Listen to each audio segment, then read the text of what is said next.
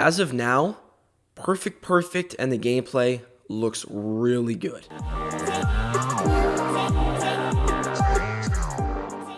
Yo, what's up guys, it's Nick from Biggins Gaming, and we have just learned a lot about gameplay in MLB The Show 20. So today they had their two streams, one for like fielding and another for hitting.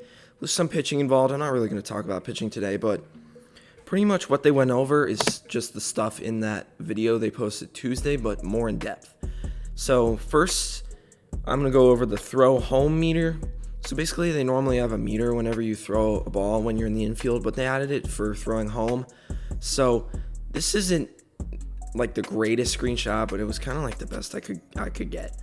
So pretty much when you're throwing it home from the outfield or from short or wherever, you have to time it in the green really well, or else you could forfeit it out. So let's say that throw that you see on the screen is in the yellow, right? What it'll do is it'll not go wild. It'll not go like all the way past the catcher. What it'll do, it'll probably make the catcher move a little bit and then tag. With green, it'll be right on the money and he won't have to do anything and he can just lay the tag down. Red, it's just going to go wild. So that's the throw home catcher meter. That's something that's really important this year. Next are the jumps. So let me switch the screenshot. All right, here yet again, it's not the best screenshot, but it's the best I could get. So this is the extreme catch indicator, and pretty much what we already know about this, right? So you go for a ball, you don't know if it'll be catchable when you're running up to it.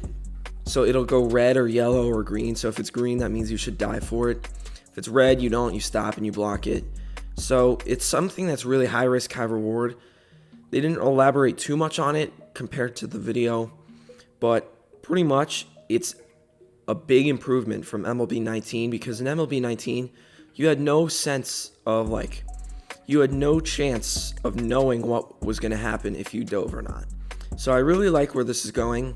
Also, I like how it has like red if you're not going to get it, yellow if you might, and then like green if you should go for it. So that's the extreme catch indicator. Now I'm going to talk about the jumps. I actually said I was going to talk about the jumps, but then I accidentally clicked this screenshot first. So let's go to the jumps. All right, so in jumps, pretty much what it is they said that no matter what happens, they're going to put us in the right direction. It's just that if you have bad fielders, it'll be a bad first step. So we've seen this. We've seen this in the trailer.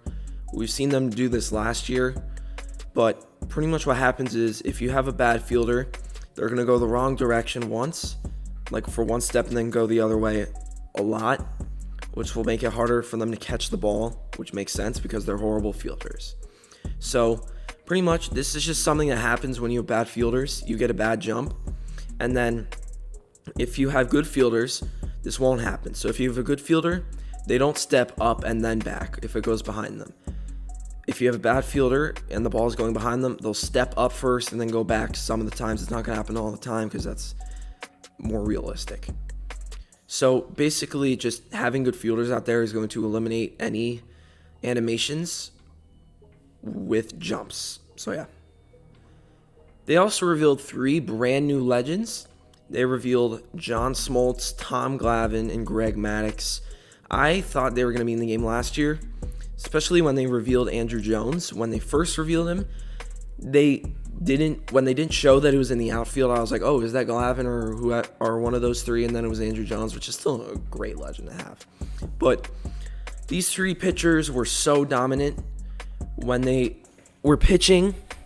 So Glavine won Cy Youngs. Smoltz they all won Cy Youngs. They were all on the same team at the same time. They were all really, really good.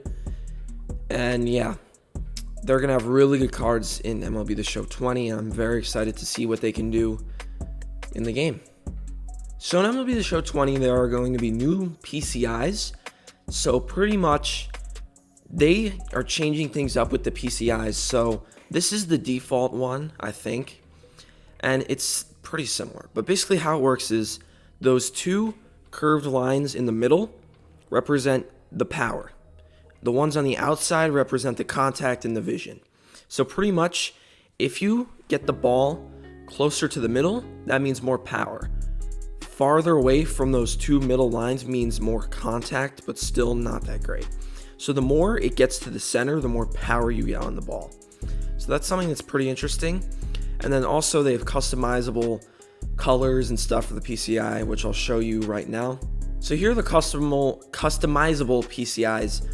As you can see, you can change the color, you can change the opacity of the color, which means like how vibrant it is and how dark it is. You can also change like the things in the middle and the lines. You can fade away the outside lines, you can fade away a bunch of stuff. It's really customizable to what you prefer, which I think is really cool, and I really like that feature. So yeah, I'm really happy with this. And now lastly, we're going to talk about Perfect. So here, in my opinion, is the most important screenshot of the day. This is the stats from the beta. So Perfect, good squared up, good. This is what they have. So in MLB 19, the best you could get is good squared up, right? We all know that. Now in MLB 20, there's Perfect. Now Perfect, I think right now looks really good. So Perfect means your swing timing was perfect and your accuracy was perfect. So where you put the PCI was perfect. It was right on the ball. The batting average for when it was perfect in the beta was 860. That, in my opinion, seems about right. That, I think, is perfect for perfect, pun not intended. You can also see the slugging and the OPS. Those are much higher because you're getting more extra base hits and home runs. Good squared up is 747. I like that too. And then good is 632. I like all those numbers. I mean, perfect sometimes won't be a hit, but that's just baseball. That's just how it works in real life. Sometimes you completely destroy a ball and then it's caught at the warning track. That's that 14% of those hits. 86% of those hits are going to be at least a single. Most of them will be extra base hits and home runs. Good squared up, same thing but lower, and then good is same thing but lower. So I really like Perfect as of now. We still have to play with it. We still have to actually see what happens in MLB 20. But as of now, Perfect and the gameplay looks really good. So yeah, that is going to be it for this video. I hope you guys enjoyed. I've been your host, Nick from Biggins Gaming, and we'll see you guys in the next one. Peace.